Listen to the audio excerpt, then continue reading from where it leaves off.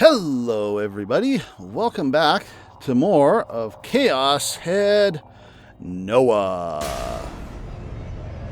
Hell yeah, I had to redo the intro here because I had a controller plugged in. I was playing Street Fighter 6 earlier and I forgot about the stupid bug where these flick off and off and on and off and on and off. Anyway, it looks like we are continuing to focus on getting a sword. I still don't know how we're going to go about doing that. And frankly, neither does our main character. But Remy has joined us, and we are doing our research, and we are continuing to establish lore, which I'm sure is going to come in important later. And we're in a chapter called Delusion, so I wonder if this is going to become more important starting now, or if we're just going to get our D sword and start to figure out how that works. I'm sure once we actually get a working actual D sword, things are going to get very interesting. But that ain't happened yet, so I guess we'll find out. I just noticed, I mentioned before I can see the D swords in the background. That's Senna's, just off center. I don't know who the two on the right are. Those two we haven't seen yet, but hopefully we do at some point. I don't think I have anything else to cover, so let's just get on into it. And as we get on into it, we end up here. We have changed scenes. We are finished with Takumi and Remy, who are in the crate, looking up stuff on the interwebs. And meanwhile, we are in Miyashita Park at night, from who knows whose perspective. I'm going to pretend it's Yua. We're going to find out. Oh my goodness, oh my goodness, oh my goodness, oh my goodness. Settle down, settle down, settle down. Okay, we're going in hard. We're going in hard right off the bat. Whose eyes are those eyes? Whose eyes are those eyes? Whose eyes are those eyes? In the center of the park stood a large group of people packed together. There must have been no less than 100 of them. Most of them seemed to be in their teens, while some wearing high school uniforms and others, particularly girls wearing fashionable, casual clothes. My God, this thing is loud in my ears. Within the crowd was an otaku-esque young man with glasses and a Ganguru high school girl, the latter of which was a fairly rare sight in this day and age. Can I get some sprites, please? From an outsider's perspective, one would think that they were attending some kind of event. But upon closer examination, it became clear that their behavior was anything but normal. They were all looking at the ground, their eyes focused and empty. We're going right into the horror right off the bat. Even though quite a number of people were gathered here, none of them conversed with each other. They simply stood there, frozen in place. Well, the evil organization experiments are off to a rousing start. Every last one of them wore the same faint smile, all while murmuring something under their breath. A phrase that their whole bodies and minds were dedicated to saying. Whose eyes are those eyes? That phrase seeped from the mouths of the 100 people there. Despite their smiles, the chant rose as if nothing more than a flat, emotionless murmur, echoing throughout the park, like a Buddhist sutra. Naturally, due to the bizarre state the people they were under, no one else was roaming Miyashita Park. They were all avoiding the crazies. A female office worker on her way home from work and a middle-aged woman walking her dog attempted to pass through, only to find themselves terrified by the strange sight and turning back the way they came. There was only a single man who was paying close attention to that particular group. At first glance, it appeared that he too was part of the group, but in actuality he was standing alone, a few meters away from it. Is it going to be our blonde dude in the suit? Considering his choice in clothing, the man who... Oh, he was wearing a rucksack. Ah, this is the guy who was pointing a camera at Nanami during her trance scene. Considering his choice in clothing, this man would have blended in quite well in Akihabara. He wore a plaid shirt, deeply worn sneakers, mittens, a red bandana, and a large green rucksack. He was fairly corpulent. That's a polite way of saying fat, which made the buttons on his shirt appear as though they were about to come off. It was late into October, so while the air should have been quite cool, the man's forehead was covered in sweat. In constant war against this, the man attempted to wipe it away with a towel, but to no avail. He looked around restlessly, seemingly unable to calm down, and yet, from the way his shoulders moved, he almost appeared as if he was laughing. Ever since they had begun, accompanying the sutra-like chants was a distinct, mechanical sound, the origin of which was the man's rucksack, the whirring that Nanami heard. Oh! Well, I don't think Senna's going to stand for this. Senna's about to go all Dynasty Warriors and shit with her sword. Another high schooler, this one wearing a blazer, entered the park. Instead of flinching at the sight of the peculiar group, she kept her eyes locked onto them as she steadily approached. The way she walked, her long black hair fluttering in the wind, gave off an aura of pure confidence and gallantry. In somewhat of a contrast to this, the girl carried a half-eaten popsicle in her hand. The group paid her no mind. They were completely absorbed in their own world, continuing to repeat the same phrase over and over again. Being ignored did not faze her either. She did not even raise an eyebrow. But she's gonna pick out our rucksack boy, isn't she? Then, as she was drawing closer to the group, she suddenly stopped. She nibbled at the popsicle while remaining thoroughly composed. As she chewed, the distinct sound of crunching escaped her mouth. Once she finished eating, the girl looked at the stick left behind by the treat, clicked her tongue, oh dear, I lost again, and tossed it away at her feet. I guess we're not saying her name because we're saying this from the rucksack guy's point of view. I'm just going to call him rucksack guy until we know better. And he probably doesn't know who this is. Also, if I'm talking louder, it's because this noise is in my ear. These people will not shut up, and I really hope to get through this. I may have to turn down the volume on my end. Her eyes sharp as ever. You know what? I'm going to do that. I'll turn it up again later. Damn. Her eyes sharp as ever. I'm probably going to have to turn that down for you in post, or else you're going to freak out. Her gaze slowly moved over the faces of each individual in the group. Well, there's rucksack boy giving himself away. Hey, what are you doing?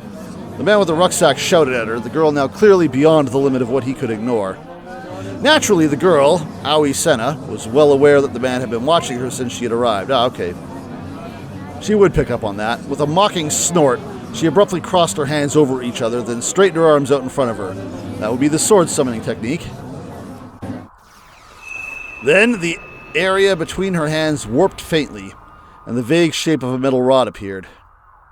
It looked similar to a hoe or a shovel, but the shape matched in neither of those descriptions. It was a razor-sharp sword, with a bifurcated blade. After a moment, it took on a definite shape, and Senna grasped it with both hands. However, it did not end there. Yeah, go after Rucksack Boy. Oh, immediately after, a blue light illuminated both sides of the sword Senna was holding, as well as the air directly to the right of her where it was pointed. Just as before, metal pieces appeared from that glowing blue space.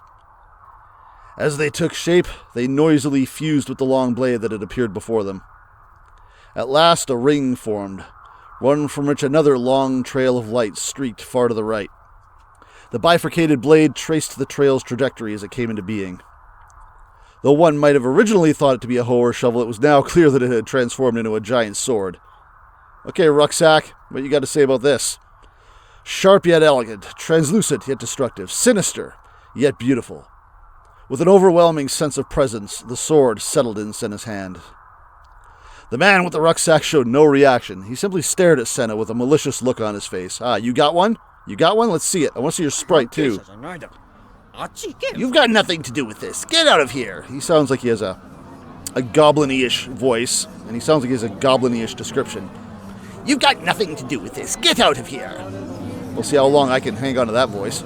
With a voice quite high-pitched for a man, he had ordered Senna to leave, accompanying it with a violent gesture. His tone was thoroughly domineering, though he kept his distance from her. Senna, on the other hand, opened her mouth without showing any shift in emotion. Are you the one responsible for this? It seemed to be more of a request for confirmation rather than an actual question. She rotated her gaze toward the man with the rucksack, locking him in place. In response, the man showed clear signs of fluster, providing a fierce contrast to what he had displayed before then. I need an answer. Where is Hatano? Hatano? Who the F is Hatano? The man, too paralyzed by fear, was unable to act nor answer her question. The group of people muttering, whose eyes are those eyes, paid no attention to the exchange between the two. Rather, their eyes did not even register it. Senna's gaze met with the man's. The first to avert their eyes was him. Who's that? Even if I knew, I wouldn't tell you. How about I decide what you do and do not tell me? Remaining silent, Senna brandished the great sword she was holding in both hands in a Kazumi no Kamae stance. She then slowly lowered her hips, and then she cast her upper body forward. Ooh! That's kind of cool. It glowed pink, and then... Okay. Don't be mistaken. The sword emitted light once more, but unlike before, what it released was not a blue light, but a light blending together, a fierce purple and red. Oh, she's doing something to him. Causing him pain in some way? Suddenly a high-pitched screech resembling a woman's scream resounded. The atmosphere between her and the man was warped with anger. But not in the metaphorical manner. It was entirely physical.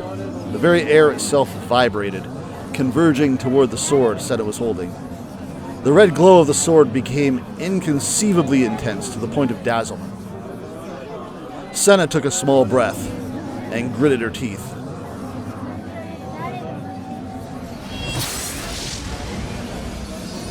And stabbed a motherfucker. Maybe. A booming sound roared. A shower of sparks surged. A sonic wave erupted, one that sought to blow away the air itself. The vibration in the air immediately subsided.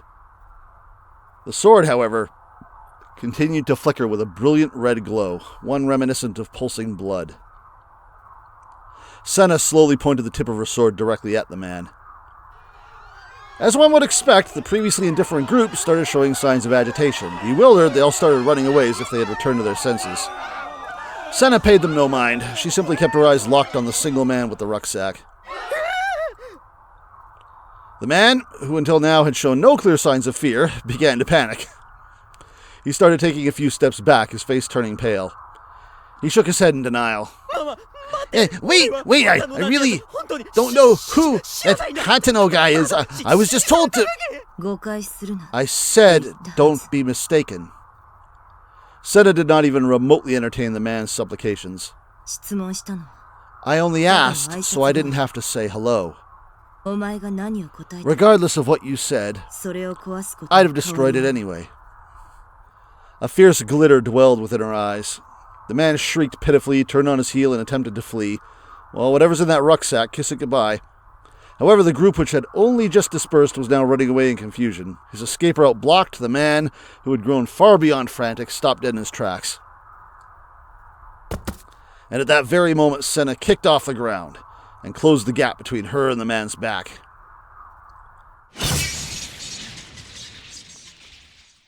Yep, that's your rucksack gone. We don't get to see the dude, though, do we? It was a blow so swift, it was hard to conceptualize that it had come from Senna's slender arms. The blade swept horizontally, shredding the rucksack the man was carrying. And whatever was in it, the impact blew the man away. He collapsed to the ground and curled into a ball, covering his head with his hands. Having lost the will to flee, all the man could do was tremble.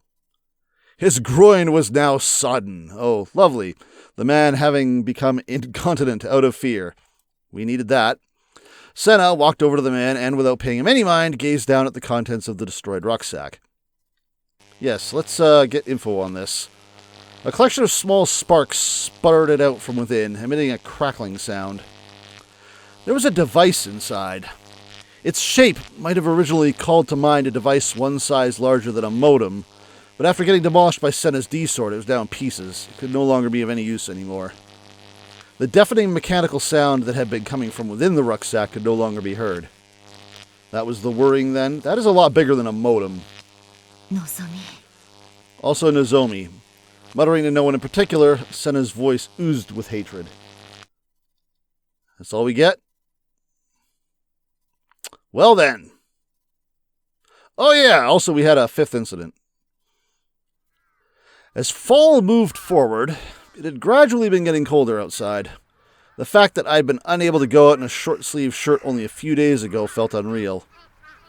The color of the sky was also somewhat dull. Its previously bright tint seemed to be fading.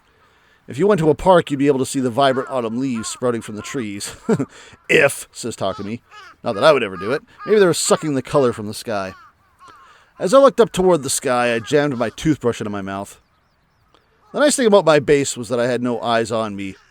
I could do anything I wanted on the roof without fear of other people's scrutiny. It was also fairly spacious, giving it a nice open feel. My sink was located outside of my container, which allowed me to brush my teeth outside when the weather was nice. It was pretty inconvenient when it rained, though. I mean, you must have a washroom out there, right? Again, I don't see one in your box. As I rubbed my sleepy eyes, I moved my toothbrush around my mouth and thought back to what had happened a day prior. Even after everything, Rimi had stayed in my room until late at night. She'd even held my hand until I finally calmed down, which had taken at least an hour.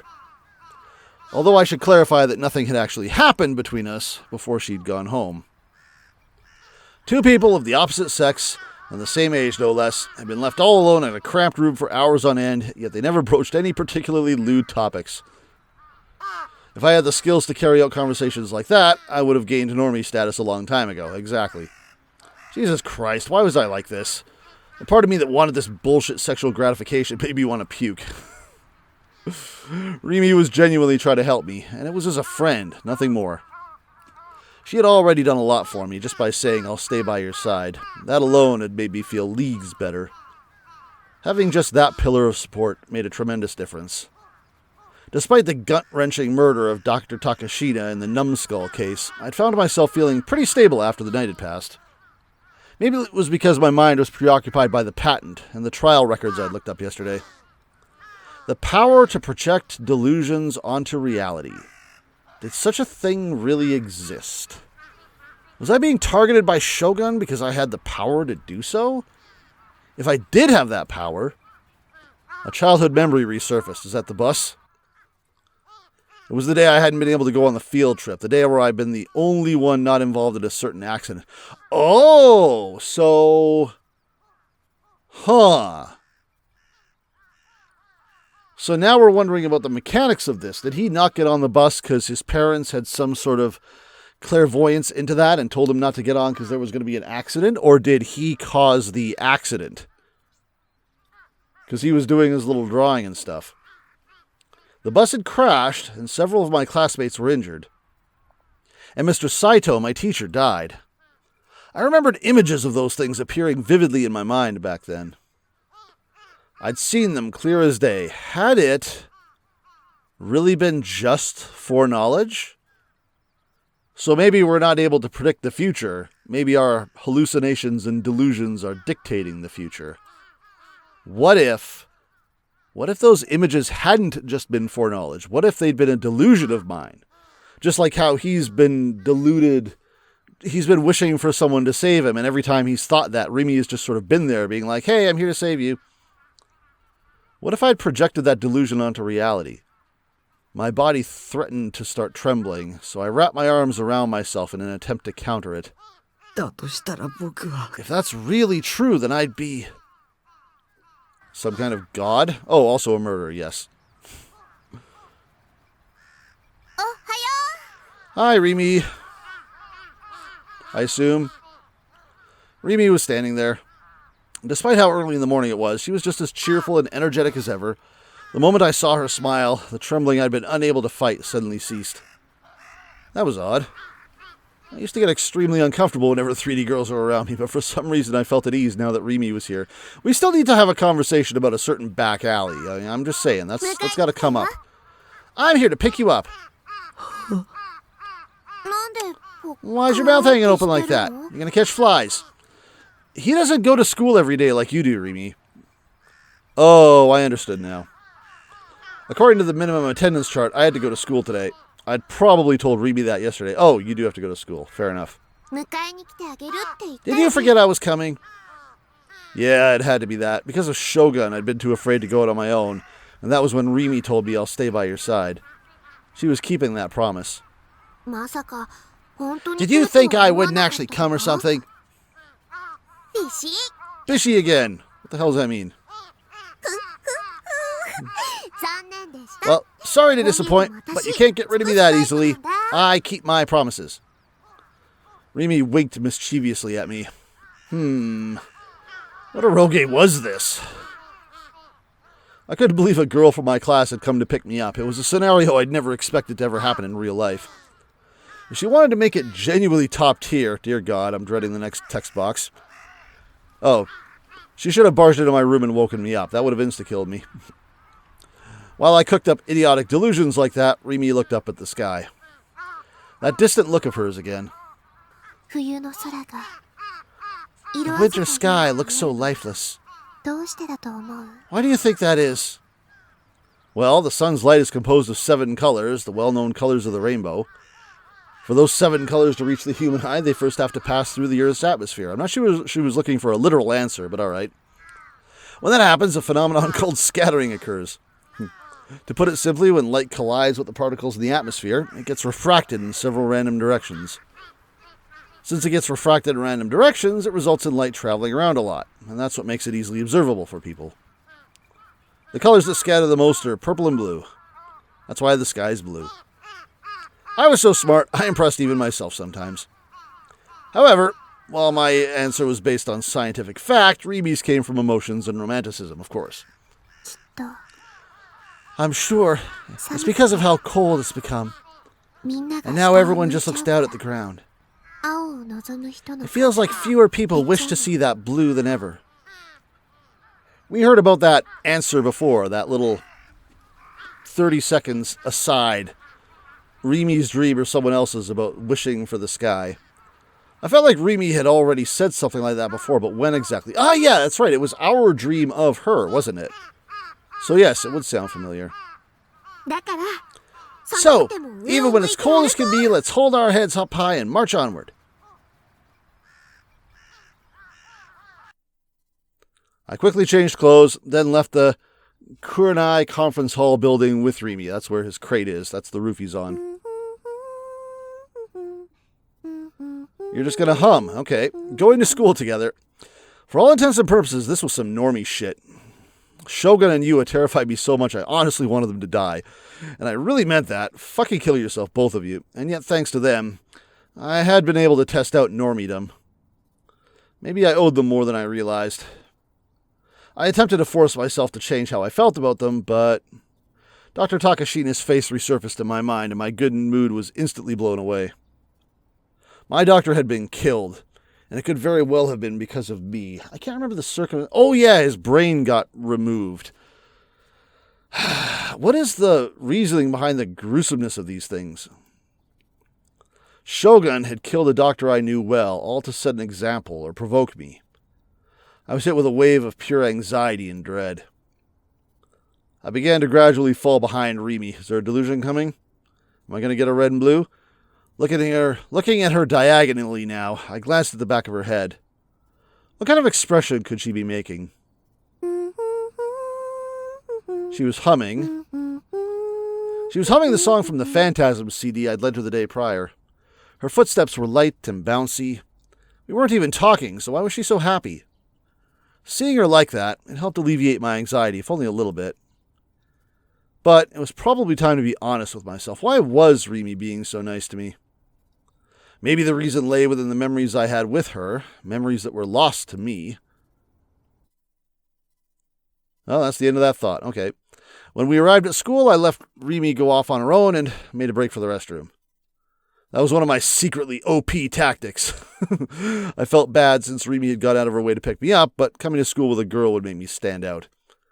Especially if the DQNs in my class noticed. Who knew a terrible fate would be in store for me then? That was why I'd take a short break in the restroom. It would buy me enough time to make them think I'd come alone. And yet, my mission had ended in failure. Putting a nonchalant look at my face, I left the restroom and headed toward the classroom at the end of the hallway, keeping my head down all the way. As I made my way there, I spotted Ayase walking toward me. Oh, an actual smile. Good God. The moment our eyes met, Ayase's lips twisted into a thin smile. Find your sword yet? You need one. Have I mentioned that? Ayase was a celebrity. I knew I'd be better off not talking to her when we were at school, as it would only make me stand out. We had quite the conversation with her a couple episodes ago, though. Unfortunately, Ayase wasn't on the same page that I was, which she showed by choosing to stop directly in front of me. I had no choice but to follow suit. How did the matter with the police resolve itself, Takumi? Well, this is something I want to talk about publicly. I nearly screamed, but I managed to cover my mouth with my hand. Why would you bring that up in public? I looked around in a panic. The situation was already really bad. Unsurprisingly, Ayase was the center of attention. It was rare for her to come to school at all, and she was Phantasm's vocalist, and she was a beautiful androgynous woman. The last thing was pretty much a universal opinion, meaning both guys and girls alike were immensely interested in Miyashita. And they all knew there was no way she'd be talking to an otaku freak like me under normal circumstances. The gazes surrounding me were painful. I wanted to run away. Seek your sword. That is what you must do. Give me a damn hint, woman. She always said the same thing every time we met. Nothing constructive. Ayase may have been on my side, but I was tired of hearing her repeat the same bullshit over and over again like a broken record. I wanted to get it just as much as you want me to. I just don't know how. Yeah, give me a hint. How many Professor Layton coins I gotta spend on you before you tell me something useful? How did you get your hands on yours? It was there before I knew it. And there it was. Was she ever going to stop dodging the goddamn question? Okay, technically that's the most of an answer she's given us so far. I'll give her credit for that. At first I did not perceive it. But when I ever so slightly altered my perspective, it all became clear. I kind of wondered about this when we were showing off our crap-ass sword to Rimi. Is that actually gonna... Like, was it something that was almost sort of there, but we weren't paying attention because we expected the trash sword? Something along those lines? I don't know. Is the bangle going to play into it? Perhaps it is already visible to you, Takumi. You just aren't seeing it. And she lost me. Have we done something? Have we caused damage in some way that we can't account for? I don't believe we have. Conversing with Ayase always wore me out. Spare me the Zen cones, please. I'm amazed I didn't get a tip for Zen koan. I know what a Zen koan is, but I'm really trying to find the sword. I definitely want to get my hands on it, too. Unable to bear the piercing gazes for even a second longer, I gave Ayase a short sigh of exasperation, then slipped past her and into the classroom. After all that, I became even more depressed. Some of the guys, Mizumi-kun included, were staring at me in astonishment. Shit, they'd seen me talking to Ayase. I was in deep shit now. Who knew what they were going to say to me? I could deal with it if they just made fun of me a bit, but I was worried that they'd go one step further and pick an actual fight with me, just because I had dared to talk to Ayase. Hey, maybe that's how your sword manifests. Someone tries to beat you up enough and it just comes up in your hand, and hey, now you've murdered someone else. Good for you. I really didn't need a demo of high school gang activity. I dropped my gaze and made my way to my seat, trying to bring the least possible amount of attention to me. Maybe Orihara will be of some help in this regard. I beg you, leave me alone. Oh, and here's Mizumi, here to not leave me alone. Hey, man, what the hell? My prayers were left unanswered. Taku, when the hell did you... You were talking to Kishimoto just now. I had to remain silent. I couldn't allow myself to look up. It's the first time I've even seen Kishimoto actually talk to someone. She wouldn't even talk to me. What the hell did you do to her? I beg of you, don't yell so loud. It's echoing through the entire classroom. Please just leave me alone. I'm surprised this sprite is so far back. It's usually in our face. I have no intention of messing around with Ayase. Even if I wanted to, I'm not worthy of her anyway. So please stop making such a big deal out of this. I know you can hear me, Taku. Tell me how. Daishin. Right then, Rimi interrupted him. Take it down a notch. Can't you see you're making a scene? Huh? Oh, shit, I'm sorry. Got a bit carried away. Mizumi-kun lowered his voice and clapped me lightly on the back. With my head still hanging low, I let out a small sigh. Rimi had come to save me yet again. Seriously, though, how did you actually do it? Is the sword going to be tied to Rimi in some way? Because the hint that maybe we've already manifested it or it's already there, we're just not seeing it. But every time we call for help, Rimi appears. Is it going to be tied to that in some way? Has anyone else ever acknowledged Rimi's existence aside from Mizumi? I didn't know what I'd expected. This was the dude who only thought with the wrong head after all. Oh, give me a break. You know what self-control is, Daichin? Actually, no. Rimi has talked with Orihara. That's true. You know, one of these days, your girlfriend's gonna overhear and end up gutting you. Don't worry your pretty little head about that. I may not seem serious about her, but I promise I give her all the TLC she deserves. What's that? Doesn't know what TLC stands for? So, Taku, let me in on it. How are things going with Kishimoto? Asking me once again, Mizumi-kun starts rubbing my shoulders. While I was reluctant about it, I timidly looked up. We're not even going out with the glasses chick, who's probably in the back door spying on us. About half the guys in the classroom were taking quick glances at me and whispering to each other. Oh, this is exactly what I want. Shit, they were still watching me. Don't look at me. Chills ran over the nape of my neck. If you were caught in a DNQN's line of sight, you were finished. They'd never let you hear the end of it. All that awaited you was pure unending hell. What should I do? Run away? Should I just skip classes and go home? You're not supposed to run away. I couldn't do that anymore. The mere thought of running into either Shogun or Yua left my legs paralyzed. I promise you, Yua is staring at you right now from the back of the room. Should I ask Ribi to go back home with me? She said before that she kept her promises, which meant she'd stay by my side at all times, so if she really had been telling the truth before, surely she'll skip class with me. Regardless, I needed to get out of the classroom as soon as possible. And now you can't. Suddenly a really loud sound came from the entrance. Who is it? Everyone immediately turned their gaze toward it, trying to figure out what was going on. I'm guessing Yua? It could be Senna. Senna could be throwing a fit after what happened in the park. Oh! Okay, didn't expect you to slam a door, or did you just fall over? It was the transfer student that I can't even be bothered to remember the name of. Rubbing her forehead with tears in her eyes, she bowed silently to everyone around her again and again. The entire classroom had fallen silent. What the hell? What happened? Did you see that? Yeah. She crashed right into the door. God.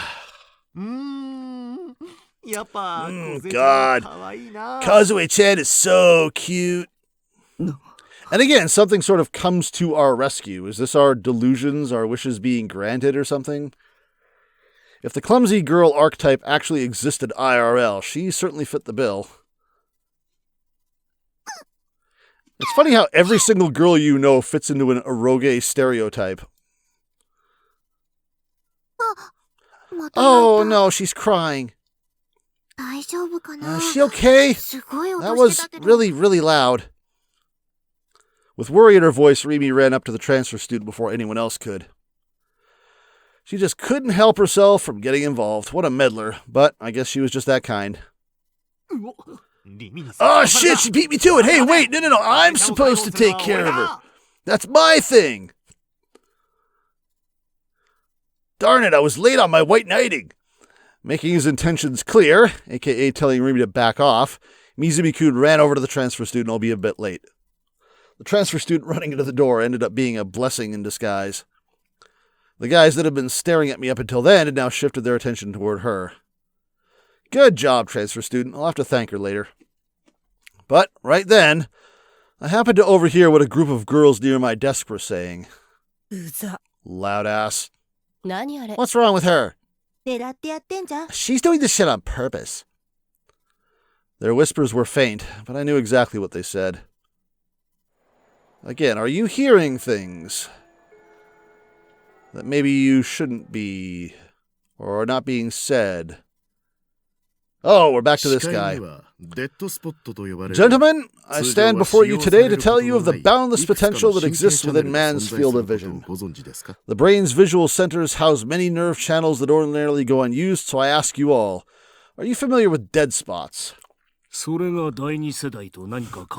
was about to say, does this relate in any, you seem like you're going off on a tangent to distract from your lack of results. Does this relate in any way to the second generation, or indeed anything useful whatsoever? It very much does. Allow me to show you a simple experiment. Is this going to be the park? Nope, just some dots. Please take a look. I haven't time for your child's play. I assure you it is quite relevant. In this figure, the left side displays a dot, whereas the right side displays a ring. Now, please cover your left eye so that you cannot see through it. Oh, I know this optical illusion. Then, using only your right eye, please gaze at the dot on the left side. What do you see? Despite staring at the dot, are you still able to perceive the ring at the edge of your vision? No matter how much you stare at the dot, it's only natural for you to still be able to observe the ring adjacent to it. In that case, I ask you to please continue staring at the dot, but now move your face closer to the monitor. What happens to said ring? Oh, interesting. This is a cool optical illusion. I haven't seen it before. Incredibly interesting indeed. The ring on the right vanished. Did it not?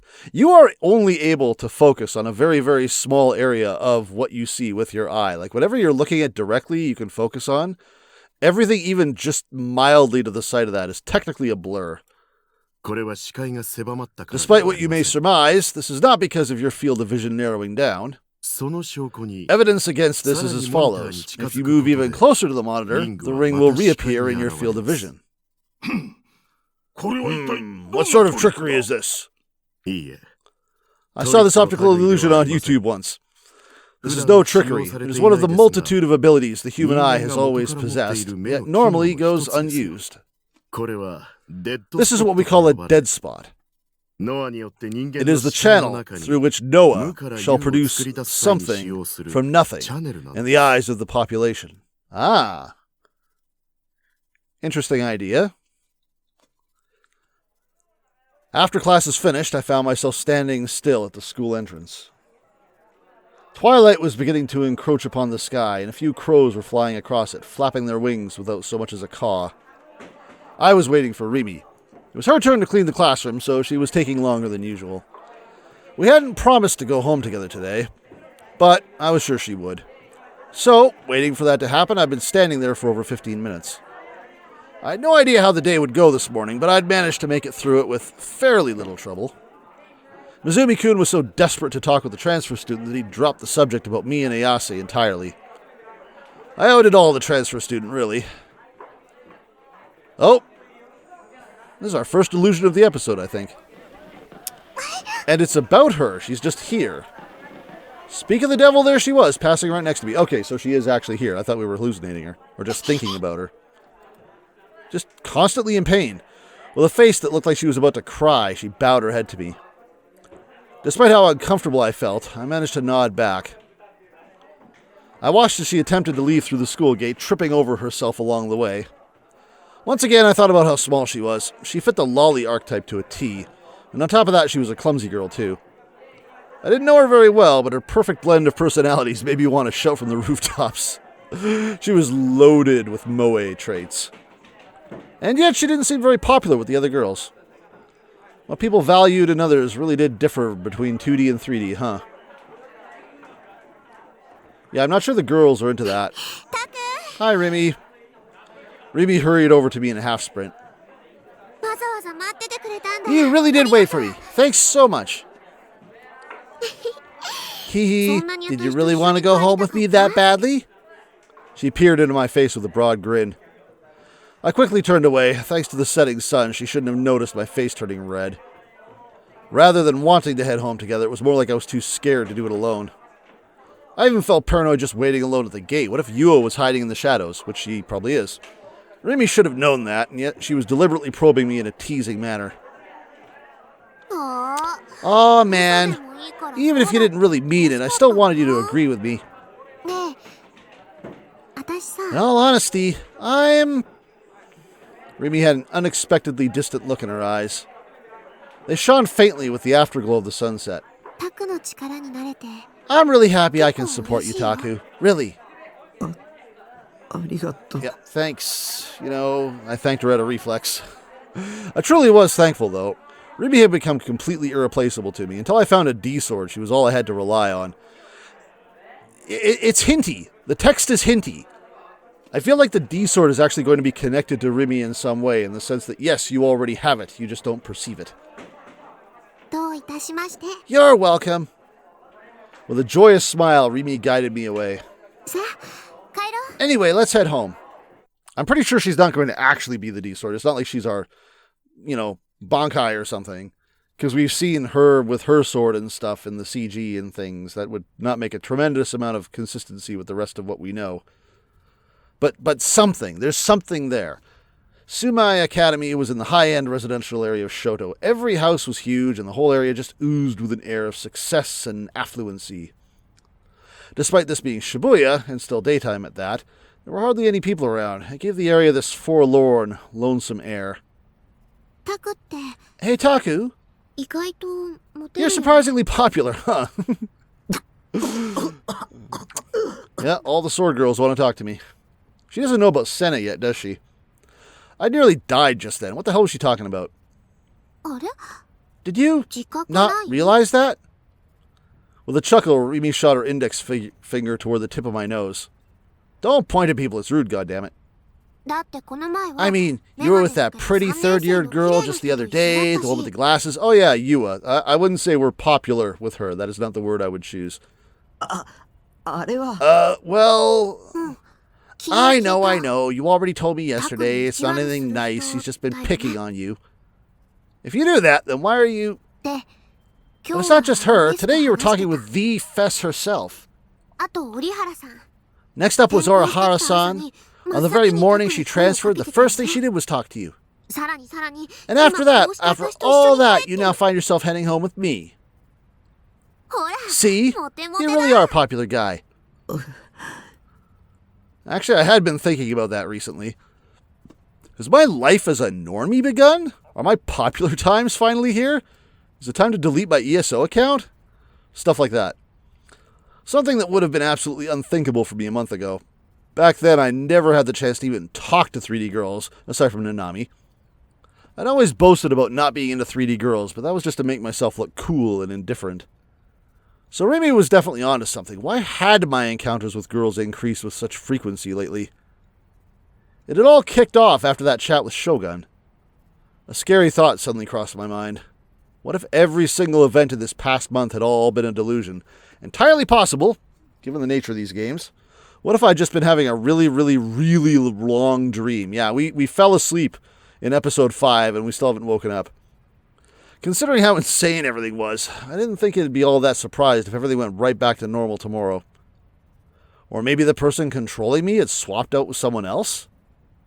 Maybe the previous one was happy just watching me go through the motions, but the new one preferred to interact with other characters or something like that. Either way, the past month didn't feel entirely real to me. Way too many things had been happening. Hey man, don't blame me. I've just been coasting on the neutral options. Oh, right. I just found out about it today. I can't believe Fess is in the same school as us. So she just found... This is just a revelation now? You'd think people would have noticed ages ago. And she's in the same year as us, too. The class next door, even. Rimi's voice was overflowing with excitement. I guess Rimi was quite the trend chaser. I only just borrowed that CD from you yesterday, so it's even crazier. Not to mention she's really cute, too. Rimi circled around in front of me. While still facing me, she began to walk backwards. Her voice got all quiet, and then she asked me a question timidly. So, what were you two talking about? I mean, this morning, you and Fess, Kishimoto-san. I really, really want to know. I mean, we've already talked to Rimi about the whole DI sword nonsense. We could tell her Fess has one, I guess. I know it's not really my place to ask, but... When you were talking with Kishimoto-san, you seemed really troubled about something. Ever since then, I've been kind of worried about you. She seemed completely through me. I guess it wouldn't be a bad idea to tell her everything. It wasn't like I had other people to talk to about it, plus agonizing over it on my own had gotten pretty exhausting. I'd appreciate another perspective. We should take Rimi to a concert and see if she can see the sword. Not from someone who's spoken nothing but vague, ambiguous bullshit like Ayase and Senna, but from someone that would give actual, concrete answers to my concerns. But when we talked yesterday, she hadn't believed me at all. We were talking about... the sword thing. The sword thing? You mean what we talked about yesterday? I nodded. Ayase has one. We did mention that we knew some girls that had one, I think, or at least some people. Has one what? A real one. Say what? I wasn't completely sure, but I thought I heard Rimi taking a large breath. She staggered with her eyes open wide, and then after taking a few steps back... There's no way, she shouted with a clearly skeptical voice. I mean, that was a toy, right? Yeah, mine was a toy, but hers is the real deal. If you go to her concerts, you'll see... I quickly realized what I was saying and cut myself off. She might not see. She might, but she might not. Would she even be able to see it? I mean, Ayase had mentioned that only people with powers could see D-swords. Okay, so what you're telling me is I'll be able to see a real one if I go to a concert? Well, I would like to check out one of Phantasm's concerts sometime, so I can just look for it then. Oh, hey, we can go together to one if you want. There's probably one coming up. I remember she did concerts every, 2 weeks. I feel like it's probably been about 2 weeks of game time since the one we were at. You might not be able to see it. Only a certain subset of people can. Okay, you're starting to sound like a crazy person again. Oh, really? Like in the Emperor's New Clothes? No, like JoJo's Bizarre Adventure. Nothing like the Emperor's New Clothes. Well, considering I'm kind of dumb, I probably wouldn't be able to see it. As if, haha. Actually, that was a good point. Come to think of it, I didn't know anything about what exactly a real D-sword was, nor how it worked. I'd just been accepting everything Ayase had said without question. Well, she does have one. Does a sword like that really exist? I do find it pretty hard to believe. Are you sure the sword Kishimoto-san has isn't just some super realistic toy? But it was glowing! Also, she pulled it from another dimension. It's all kind of toys that glow, though. I'm pretty sure there's a glowing sword in Steins Gate. It's one of the future toys, Future Lab toys. Number 1, I think. Well, she wasn't wrong. If you wanted something to glow, you could easily slap some lights on it. When I thought of the overwhelming sense of presence Senna and Ayase's swords had, their existence becomes harder to deny. They had an aura about them that no mere toy should have been capable of. And most of all, Ayase had taken that sword out of thin air. I'd seen it with my own 2 eyes. Exactly. It wasn't anything simple like hypnosis or super speed. Hey, hypnosis is not simple, okay? I trained a long time to learn that. On top of that, I felt as if I'd only gotten to experience the tip of the iceberg. Oh yeah, we are. I wondered if we were changing perspectives. I might have the power to project delusions onto reality. Okay, you need to back this up or else this crazy talk, Rimi is going to start wondering if you need to be in a straitjacket. I had no definitive proof, but I tried throwing my thoughts at Rimi regardless. So that could be why Shogun is targeting me. That was the only possible reason he'd be targeting me. There was nobody more harmless than I was. Otakus were fundamentally harmless beings. We did shut ourselves away in our own little worlds, after all. If we had time to bother denizens of the 3rd dimension, we'd rather spend that in our heads, flirting with adorable moe characters. Is this about that patent you were looking into yesterday? Do you have any equipment like that, Taku? I shook my head. Nothing like that. I don't have equipment, but I have the power to do it, maybe? Taku, you're just messing with me, right? Oh, I get it now. Is this all from some manga or anime or something? Just as I'd feared, she didn't believe me. Why the hell would she? But I knew I'd experienced what I was talking about before, with that accident back in elementary school. I tried desperately to explain that to Rimi, that I might have been a murderer. I knew Rimi might abandon me if I confessed that to her, but I couldn't hide it anymore. Also, she's killed someone too, so, you guys have even more reason to hang out. I wanted to tell someone, but if I did, I could clear the uncertainty in my mind, even if just a little bit. Rimi listened to my shaky explanation with a troubled look on her face, remaining silent the entire time. She's probably going to chalk it up to coincidence. And after I finished talking... Oh, come on, you're overthinking it. She nonchalantly laughed the whole thing off. Of course you did. I'm going to be honest, Taku. This whole thing sounds pretty delusional. You know that, right? Was I really overthinking it? That was a nice thought. You are very good at overthinking things. We have seen this.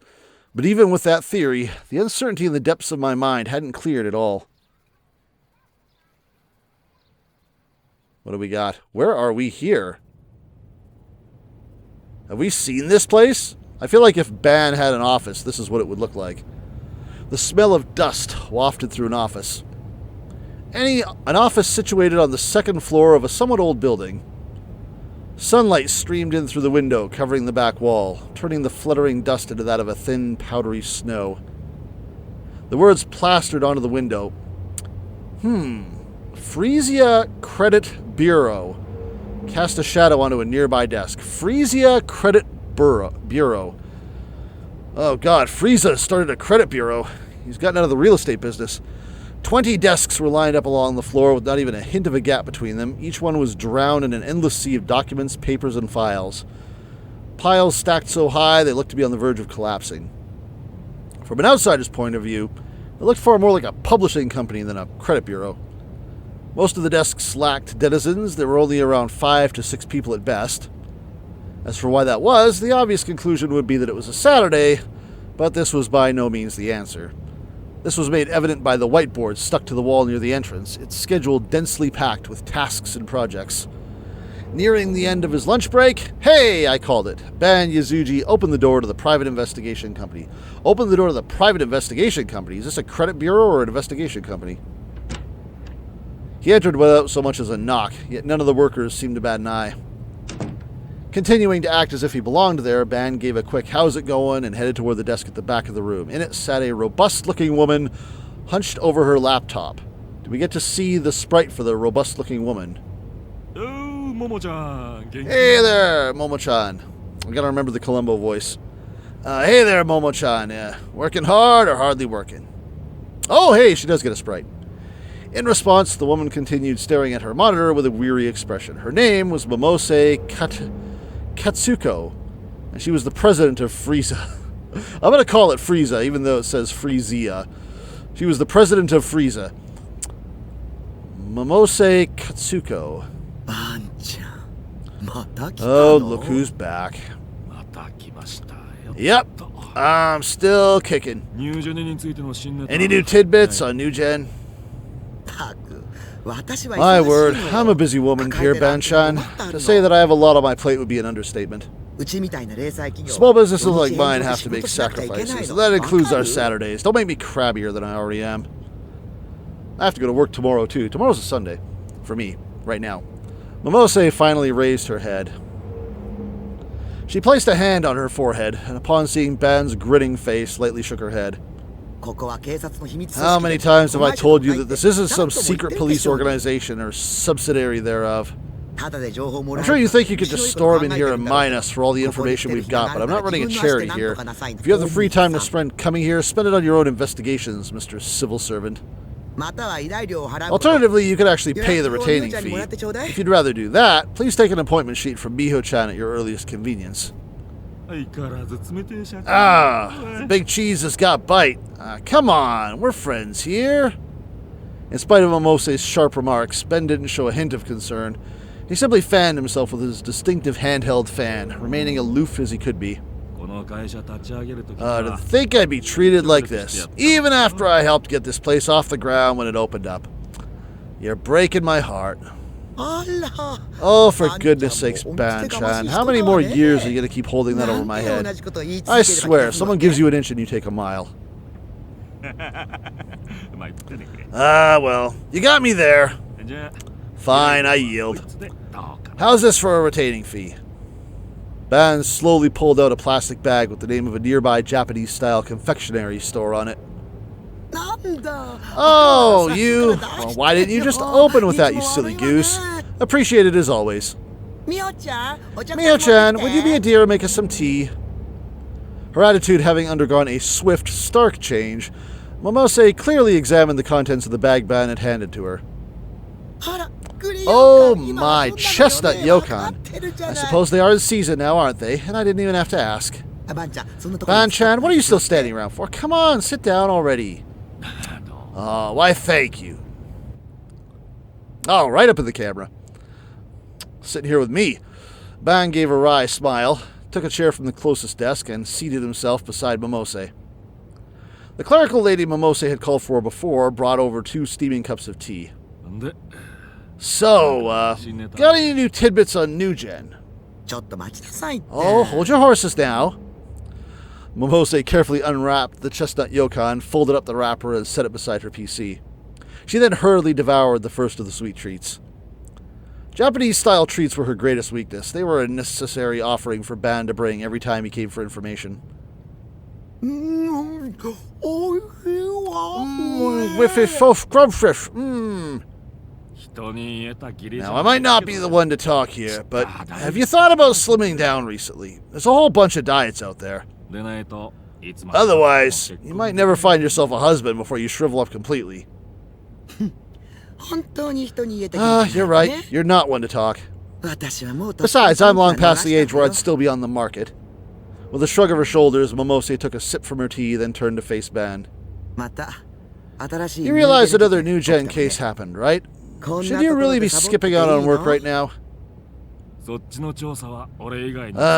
the others are already breaking their backs investigating it. I thought I might try to get at the truth from a different angle. Oh, please. I suggest you stop trying to act so suave. It really doesn't suit you. Knowing himself to be quite sensitive to hot drinks, Ban showed no hint of reaching for his cup. He simply continued to fan his face in spite of the already chilly air. It was something of a habit of his. Hey! Cool CG. Are the police looking into the GE rate? Ah! Ban knows about that. Oh, right! The GE rate. Now that one really threw me for a loop. It was exactly like you said, Momo-chan. Ah, so we were acting on info from her two episodes ago? I think so. Well, of course it was. I'd never dream of handing over false info. Information is how I keep food on my table, after all. So, are they looking into it? Well, I certainly am. I'm taking the initiative to do it myself. Ban-chan, you wouldn't dare. Momose's voice carried well. Her personality was intrinsically energetic, lending her voice quite a bit of volume. The workers of Frieza were used to this, not even batting an eye at her angry voice reverberating through the office. The boss's yelling was an everyday occurrence, after all. Ban and Momose were old friends, so he was all too familiar with being on the receiving end of it. Thus, much to her chagrin, Momose's wrath was met only with him lazily picking at his ear. Before she said anything else, Momose quickly lowered her voice, for this was a topic she did not want met with prying ears. But her face was red with anger, as if she had just not been cheerfully stuffing herself with sweets moments before. She pointed her finger at Ban with tremendous intensity.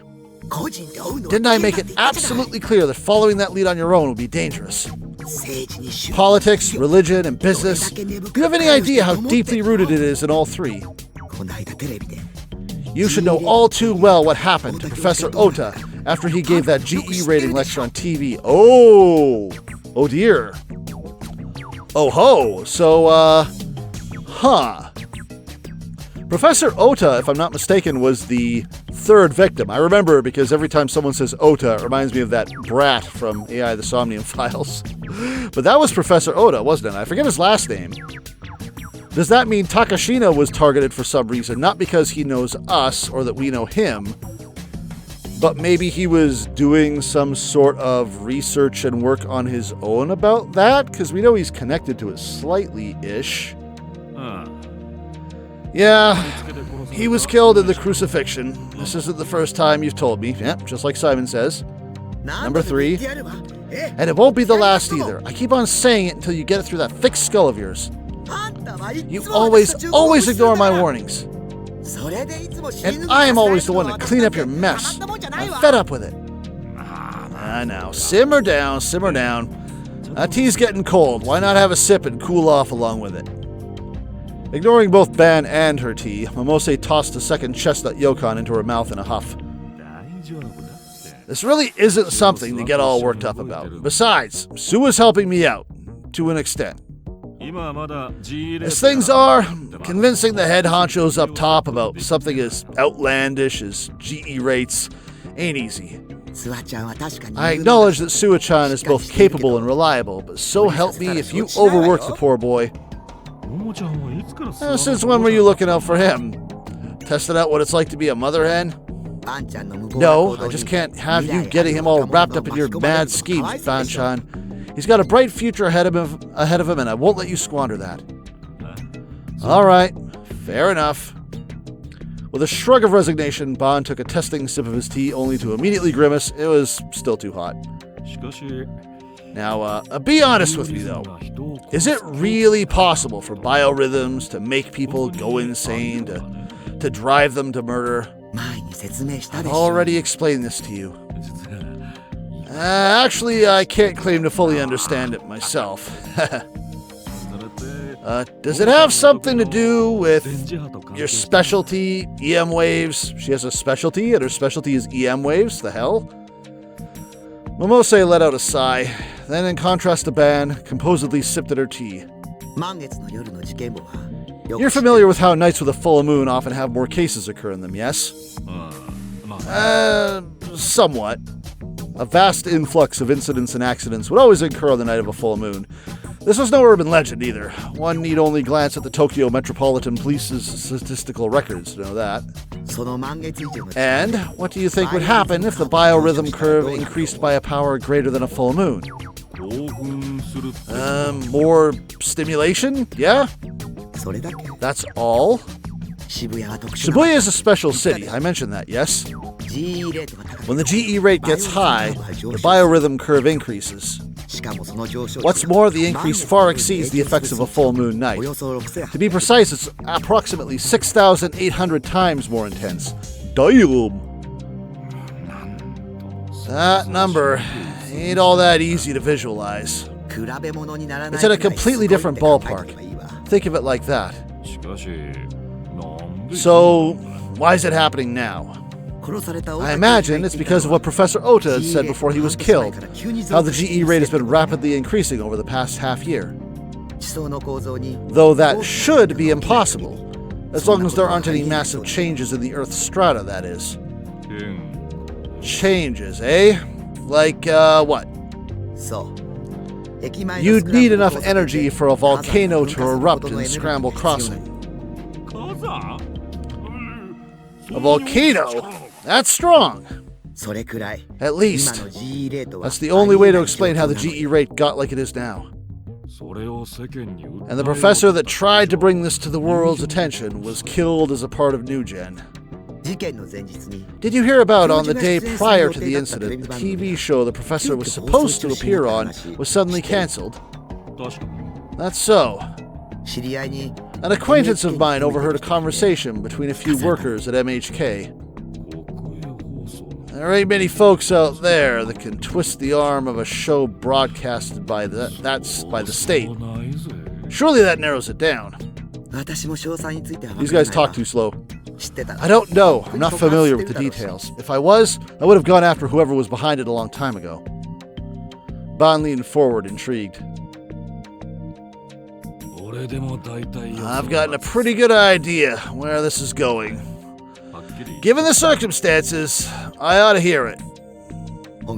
Are you sure about that? You'll be stepping onto the dark side of society, Ban-chan. Are you absolutely sure you want to know?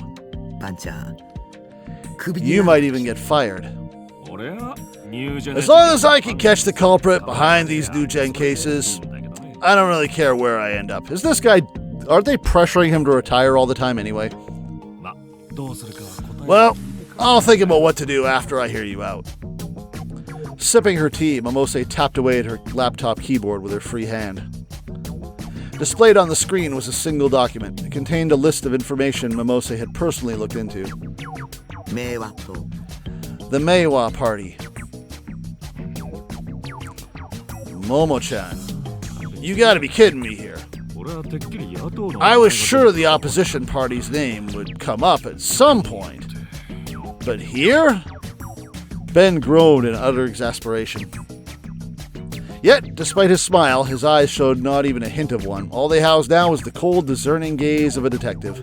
下手したら We mess this up, the whole country's going to be shaken to its core. Oh dear. That looks like a good break point. Since it was the weekend, we've been unable to get Remy to come over, so we're forced to spend 2 very anxious days all by himself, which will happen next episode, probably encroaching on the end of the chapter here, so next episode will probably give us something big, as the end of the chapter usually does. In the meantime, getting a lot of little things happening here and there, little info dumps here and there. Got a little action in the park there as Senna has to bring the hammer down, but that was fun.